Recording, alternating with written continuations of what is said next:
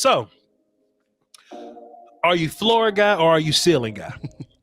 That's going to be a recurring theme in any draft, really. And I'm glad Voch is putting that foot in the dirt on that. Are you floor or are you ceiling guy? What do you like the most? Do you like the upside or do you like what you are right now? Voch likes both. And I'll go ahead and give you another little spoiler here. Let me just look to double check. Yep. Voch is also coming out with a big board, a top 50 big board where I just put the players in order. And my number one player on the whole ass big board is Ikem Ekwonu. So just one time. Voch, why is Ikem Ekwonu your number one player on your big board? I like floor guys with ceiling. That's my thing. Ikem Ekwonu has the ceiling to become the greatest offensive lineman in the NFL right now. Wow. He has the ceiling. And I'll tell you why, Wilson. Because he has no clue how to play football. No clue how to play offensive lineman. And when you run into a lot of these offensive linemen that have technique deficiencies, guys that, they're not very nuanced, they aren't very polished, sometimes those dudes get smoked because, when you go into the league, the competition bumps up. So these pass rushers, they're setting you up more. They're attacking your weakness. If you're not a hands inside guy, then they're going to get hands inside and smoke you. If they're a control your elbow guy, you got to know how to attack that. That's why guys like Rashawn Slater, I love him so much because he got short arms, but he's a technician. He knows how to fight and work within his short armness. Ikem got long arms, big size, big weight, big height, big hands, big athleticism, 370, 350, 360, whatever it is. Will still on the fly. Salute to you, sir. Big everything on Ikem Ekwonu. Big power, big speed, big quickness, big everything. He just has no clue how to play football yet, right? So you would imagine, okay, well, if he doesn't know how to play football, does that go into play with his overall deficiency versus D lineman? No, not at all. Because he'll just line up with bad technique. Somebody will get inside on him, but he's naturally powerful. So I'm smoking you. Or somebody will capture his edge and like a normal tackle would get beat right there. But he's so quick for a big man, he could just recover and move along, right? If you're a long-armed defensive lineman and you're trying to long-arm Ikem, don't worry about it. I'll long-arm you back. These are all natural reaction things that he does. He has no clue how to use them just yet. So you mean to tell me Ikem with no nuance, no polish, no offensive line tools he's still able to line up and smoke people. And then you have the upside of, okay, well, let me teach him how to play offensive line. If he never learns how to play offensive line, he's still a starting left tackle in the league with the upside. That's why he's my number one player on the big board, and he's my number one offensive lineman right now. Let's get back into this, man. Let's boogie, bro. Evan Neal is my number two guy. I call it like the Mario Kart example, right? Like some Mario Karts are like heavy, but they slow, and some cars are fast, but they get bumped around. And then you got like the Mario Luigi cars, like the balance joint. Right? Evan Neal is the balance joint. So he's not as physically imposing as Ikem Ekwonu, but he is physically imposing, more physically imposing than the other tackle that we'll talk about once we get to four, right? He has better technique than Ikem Ekwonu, right? But he doesn't have better technique than Buddy that we're going to talk about at 4, right? So if you're looking for the safe pick, if you're looking for the high floor pick, then Evan Neal's your guy. Can Evan Neal's ceiling get much higher? I don't think so. I don't think he has the growth to go that Ikem has to go. But Evan Neal could get a little bit better. As to where Ikem could get a lot of bit better. But I also think floor-wise, Evan Neal's floor isn't as good as Ikem's floor. But he's still balanced, got to be better than the rest of the guys. So that's why. Go ahead. So Neal was closer to, I hate to use the term finished product, but he's closer to what we think he's going to be. Evan Neal is closer to what he is right now. He's going to be what he is right now, which is fine, which is a solid NFL player. But think about Evan Neal's floor being just a little bit higher than Ikem's floor. But if Ikem simply learns how to use his hands, he goes here.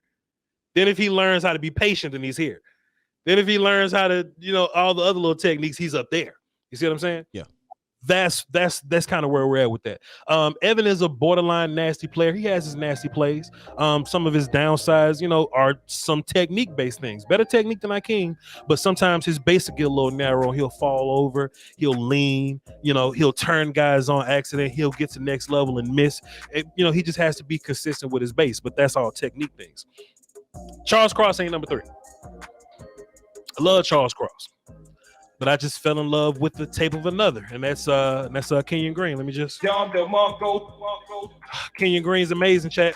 And the reason why I have Kenyan over Charles, right? I'm just talking about pure player right now. We're just talking about players. When I talk about position value makes all this shit different. Because Green being the predominant guard, he'll fall. Cross being the tackle, he'll be more important.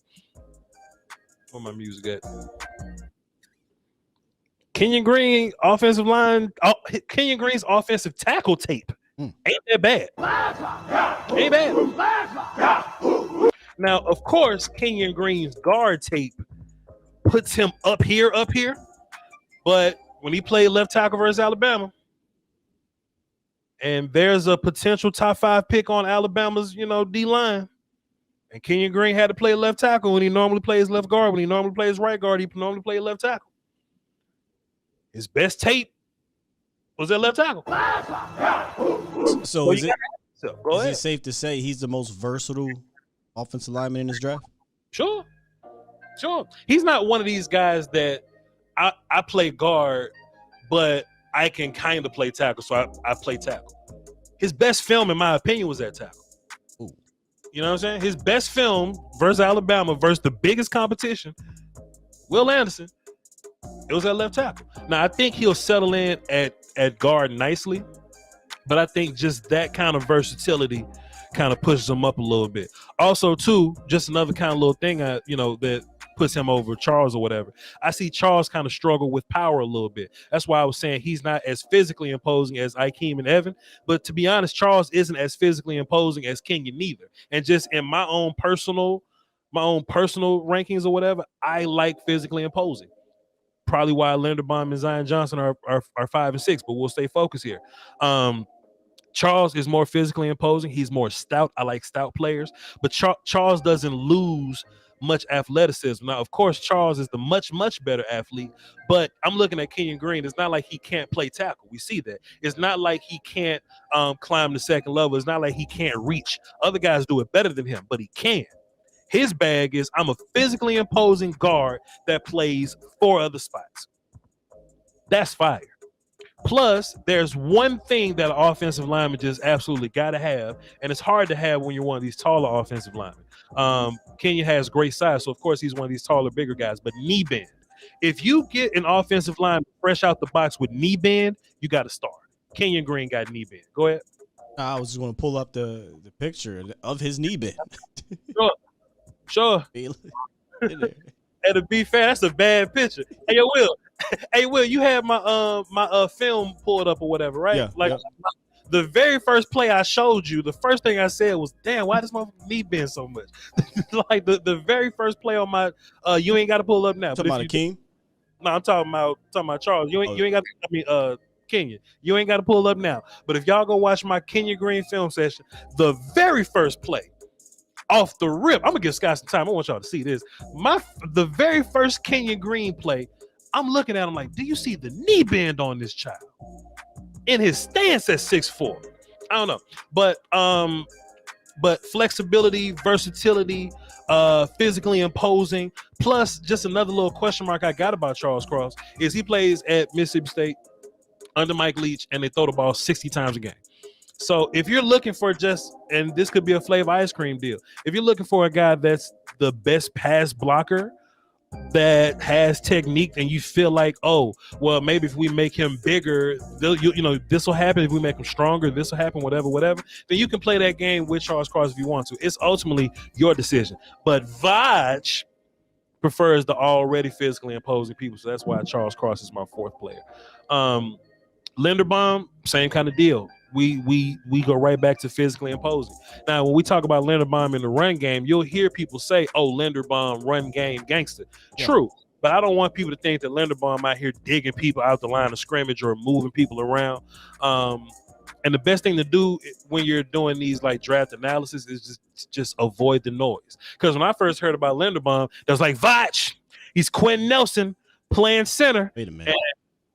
And sometimes people forget how good Quentin Nelson can be. Sometimes you want to move on to the next thing so much you forget how good the current is. You're so caught up in, Voch, who's the next Michael Parsons? You forget how fucking good you got to be a Michael Parsons, let alone to be the next one. You see what I'm saying? So Linderbaum is not Quentin Nelson at center. Y'all got Quentin Nelson mixed up. But what Linderbaum is he's one of the best reach blocking centers I've ever seen in my life. Some of the best movement, second level stuff, combo stuff, hands, technique. And this is all run game, right? Short pulls, long pulls, screens, all that. Linderbaum excels at it. And I think he's a pretty good pass blocker. I think as a pass blocker, and especially playing center, you're always going to have help guys. So that helps Linderbaum with his power. But if he's ever in a one-on-one situation versus a horse, versus stud, versus a gangster, Linderbaum will get pushed around a little bit. You know what I mean? And I haven't seen Ikem get pushed around. I haven't seen but I never seen Kenyan Green get pushed around. Charles Crossman. Hey, we saw Travis Frederick deal with some strength issues early on in his career. So for sure, this isn't me saying Linderbaum going to be a piece of shit. And he should be taken in the second round. Linderbaum, I'll give y'all another little nugget. Linderbaum, where Linderbaum at? He's my 19th player on my top 50 board. I'm going to get that to the graphics people. They're going to make it all pretty and nice. But Linderbaum's a fantastic player. Fantastic player. He just has some deficiencies that he could work on or whatever. And will he be one of the top centers in the league? We hope so, because that's what he projects to be. By the way, let me let people know the all 22 you're seeing. These are from Voch's channel where he's doing his film breakdown. So you can check out these guys on Voch Lombardi's YouTube channel. Somebody in my comment section said the other day, and I just shouts out of my comments, bro. Perfect, because y'all love defending me in the comments. I don't even think it was comments. It was like on like a fucking Twitter post or something, Instagram post. Somebody was like, "Oh, this dude doesn't know football," and somebody was like, "Actually, if you go to his channel, he breaks down the reasoning for everything that he says." And and I love that too. You know what I mean? I love having that evidence. Like, this is why I think this way. So shouts out to y'all that go in these internet fights and defend me. Let's do the next 4 together. Trevor Penny ain't like next or nothing like that. You know what I mean? And I had Trevor Penny falling down in my list because when I watch him, first of all, playing at Northern Iowa. If you're going to play at Northern Iowa, I want you to go versus these other kids at these small schools and smoke them. I want there to be no nonsense when you smoking these small school guys, because if you're going to be taken as an offensive lineman in this top that they're talking about taking Trevor Penny, I need you to be dominant versus them regular dudes. And he wasn't always dominant. And, if you watch, you'll ask yourself, why was he not always that dominant? Well, he'll be a little stiff sometimes, and especially at tackle. He'll be a little stiff sometimes. He doesn't always get his hands in the right place. But I can see the love for Trevor Penny because we see the physicality and the super aggressive nature of him, right? And the size. Size is important also. And some people look at the size and like, well, he's so big, he should be playing guard anyway. I feel you, but he's so stiff, he shouldn't be playing tackle, and you'll be watching Trevor Penny, who is a big, strong, physical guy. If anybody watches film on him, you'll clearly see, hey man, Trevor Penny kind of getting pushed around a little bit. Voch, why is that the case? Why did Trevor Penny get pushed around here? Because shit like this that will still just pull it up for us. He's kind of stiff in the hips. He's not always immediate with his hands. Sometimes, he'll miss with his hands and allow somebody not as strong as him, not as big as him, not as powerful as him to get their hands inside of him. And once you get your hands inside of anybody, you can push anybody around. you can be more powerful in a bull rush sense if you don't have the inside advantage at all. But it ain't even giving up the inside, because that happens. Do you have the nuance that if you've given up the inside, can you work your hands back inside? Can you shrimp your hands back inside to get a repurchase on that grip? Trevor Penny don't even think to do that. He'll just think to just try to wrestle his way through it. There's no way. I know this Tyreek, whatever his name, Smith, I believe, one of the Ohio State kids. There is no way he should be pushing Trevor Penny around. No way at all. No way at all. He looked light, whoever that defense end is. He's about 240, 250. But he's inside of Trevor Penny. So I'm like, man, if you got that many problems, then you're gonna have to fix some of this. You know what I mean? Like, you're gonna have to work on this stuff. And then you ask yourself, are you floor guy or are you ceiling guy? So when I started to work my way down the list, I see Trevor Penny as a guard. Is Trevor Penny a better guard than Zion Johnson? I say no. Is he a better guard than Ed Ingram? I say no. Is he a better tackle than Nicholas Petit-Frere? I say no. Is he at a guard better than Nicholas Petit-Frere as a tackle? And I say no. But Trevor Penny as a guard is better than Bernard Raymond as a tackle. So that's why Bernard is 10. That's why Trevor is 9. Can I ask you something about Penning and Bernard? Please.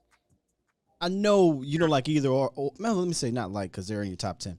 But does it feel like Bernard may have a higher ceiling than Penning? Yes, because Bernard played tight end 3 years ago. Okay. I was making sure I wasn't crazy. I'm like, he is more athletic because he was a tight end. But yeah.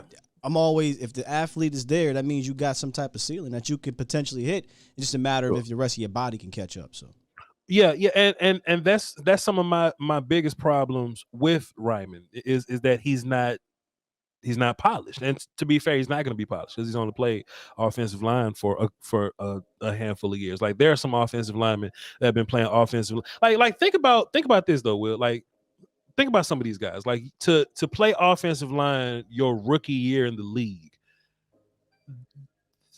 high school, little league, maybe. I didn't play little league, but like high school, middle school, college or whatever. Like, some of these guys have been playing offensive line, just the position. Yeah. Some of these guys have been playing offensive line for like 9 years, a decade almost. You know what I mean?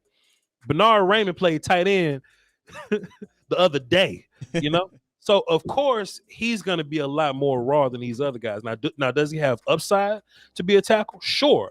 If you told me in 6 years Bernard Raymond has a better career than Trevor Penny, I wouldn't trip, because Bernard Raymond has that ceiling to where he can get better. I think Penning is what Penning is right now.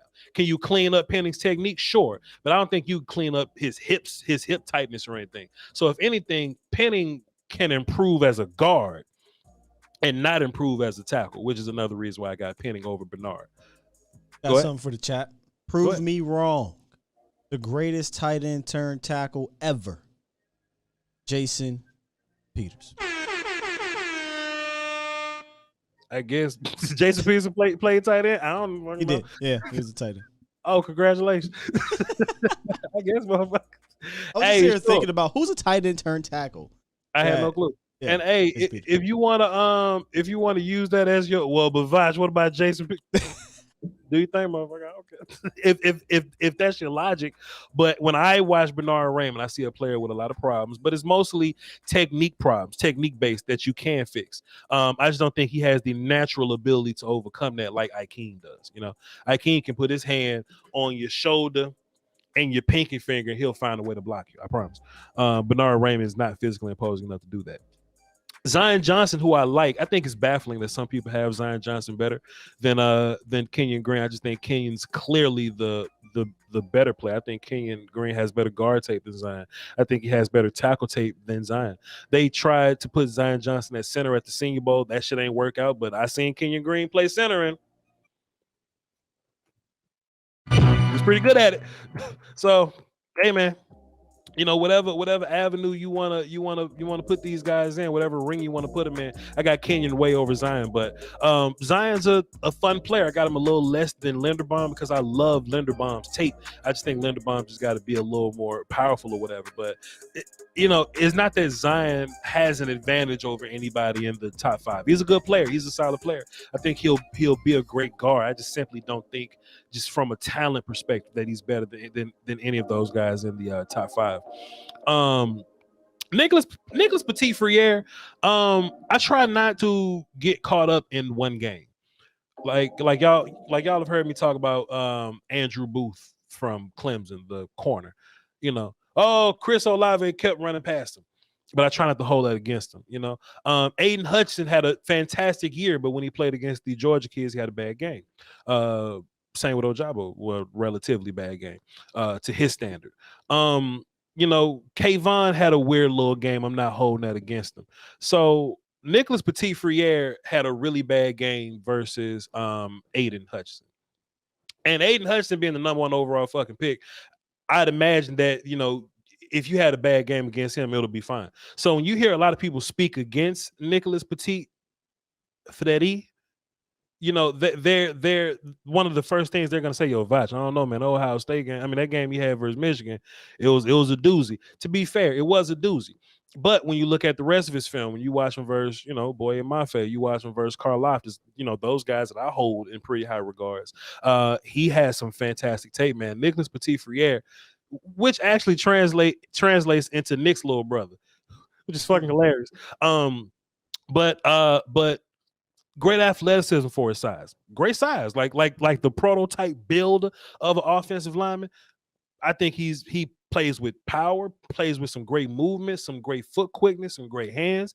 Had a bad game versus Aiden Hutchinson, but besides that, just a solid all better than Bernard Raymond at goddamn tackle. You know what I mean? So when people see this list, one of the first things that they said was, I don't know about the Ohio State guy. I don't know about number 7. I just encourage everybody to, to not discount the Michigan game away from the analysis, because I think that's worth it. Because if Nick would have gone out there and smoked Aiden Hutchinson, then Nick may be 5 or 4 on my list. You see what I'm saying? So we can't hold that against the evaluation. But take that, but then also take the big body of work. That's like saying, oh, Stingley's trash because he lost to Van Jefferson. Okay, but look at what else Stingley's done. So when I just put the whole body of work together on Nicholas, little brother, fucking number 7 for me, man, especially in this class in particular. Now, if you add Rashawn Slater, and you know how they'd be like, well, Voch, if you take the 21 class and the 22 class, put them together, yeah, Nick probably wouldn't be on this list if you add in some of the guys from last year, but this is where he's at on this list. And Ed Ingram is just a gangster, man. I first discovered him at the Senior Bowl, and at Senior Bowl practices, the offensive line was terrible. All around the board, the offensive line was just trash, getting their ass whooped, including Trevor Penny. But the one guy that stuck out was the LSU kid. I'm like, damn, who's the LSU kid? And sure enough, it was Ed Ingram. And I watch his film. I see a powerful player. I see a player that can move around a little bit. Not the best movement stuff, but Voch likes physically imposing. Voch likes powerful players. And Ed Ingram does a lot of anchor. He knows how to anchor versus powerful rusher. So good run game guy, solid in the pass game. I feel like Ed Ingram did just good enough to be a better guard than Trevor Penny. But that's because I really like Ed Ingram. There's a lot of entities that don't like Ed Ingram. I know a lot of people won't draft like in the PFF mocks or whatever. They may not give you a good grade for drafting Ed Ingram because he's down in the 80s somewhere. But Ed Ingram, I love him. Some of the other, my other colleagues love him. And he has the talent of an early second round guy, but draft process things happen. He'll probably fall a little later now. I think if you can get Ed Ingram in the 3rd, you throwing a little party around here.